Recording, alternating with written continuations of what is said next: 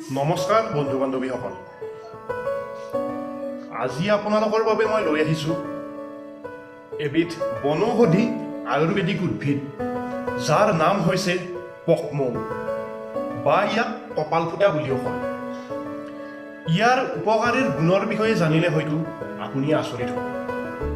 আপোনালোকে পক্ষ্মৌ কেতিয়াবা দেখিছেনে? হয়তো দেখিছে যদিও ইয়াৰ উপকাৰীৰ গুণকেইটা আপোনালোকে নিশ্চয় নাজানে। তো আজি মই আপোনালোকক পক্ষ্মৌ বা কপালফুটাৰ উপকাৰীৰ গুণৰ বিষয়ে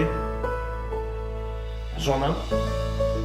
আৰু আমাৰ চেনেলটোত যদি আপুনি নতুনকৈ আহিছে তেনেহ'লে এটা লাইক কৰি দিয়ক আৰু আমাৰ চেনেলটো ছাবস্ক্ৰাইব কৰক। তো বলক বন্ধুসকল, আমি এতিয়া ভিডিঅ'টো ষ্টাৰ্ট কৰোঁ।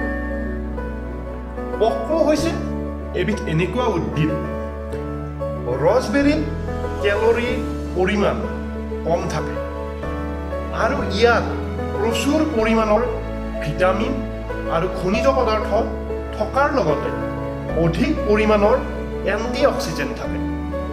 ইয়াত পলিফেনলৰ আৰু কেৰটিনাইল থাকে, যিটো আমাৰ শৰীৰৰ কাৰণে অতি প্ৰয়োজনীয়। নাম্বাৰ 2, আমি সকলোৱে জানো যে নেমু টেঙাত প্ৰচুৰ পৰিমাণৰ ভিটামিন চি পোৱা যায়, কিন্তু ৰজবেৰীত নেমুতকৈ বেছি পৰিমাণৰ ভিটামিন চি পোৱা যায়।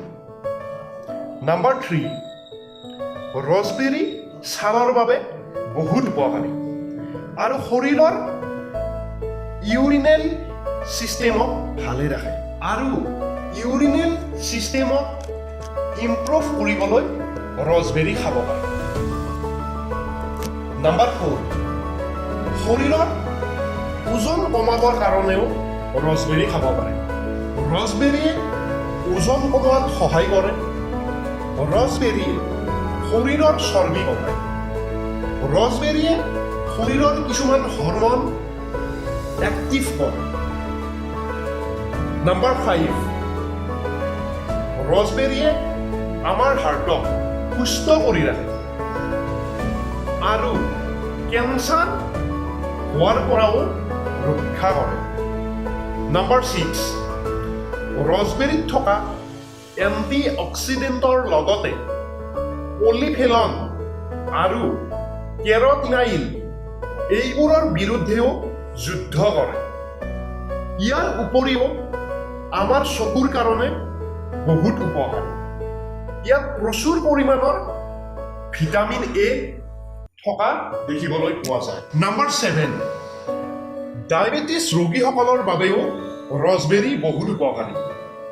যিসকলে চুগাৰ কণ্ট্ৰল কৰিব পৰা নাই সেইসকলেও ৰজবেৰী খাব পাৰে। ইয়াৰ নিয়মখিনি মই কৈ দিছোঁ আপোনালোকক। ইয়াক আপুনি কেনেকৈ খাব? প্ৰথমতে আপুনি 2 কাপ পানী লৈ তাত 2 কাপমান ৰজবেৰী দি গৰম কৰি উতলাই ল'ব। কিছু সময়ৰ পিছত যেতিয়া আপুনি দেখিব 2 কাপৰ পৰা পানী 1 কাপত পৰিণত হয়, তেতিয়া আপুনি খাব পাৰে। আপোনাৰ চুগাৰ নিশ্চয় কণ্ট্ৰলত আহিব। নাম্বাৰ 8, যদি আপুনি খালী পেটত এই ৰজবেৰীৰ গৰম পানী খাব পাৰে তেতিয়াহ'লে আপোনাৰ চুগাৰ লেভেল নিয়ন্ত্ৰণত আহিব, যাৰ পৰা আপুনি ডায়েবেটিছৰ পৰাও সকাহ পাব আৰু ই হাড়ৰ বাবেও বহুত উপকাৰী। তো আজিলৈ বন্ধুসকল ইমানেই। ৰজবেৰীৰ উপকাৰীৰ গুণৰ বিষয়ে জানি আপোনালোকৰ যদি ভিডিঅ'টো ভাল লাগিলে তেনেহ'লে ভিডিঅ'টো শ্বেয়াৰ কৰিব একেবাৰেই নাপাহৰিব। আজিলৈ বাই বাই বন্ধু।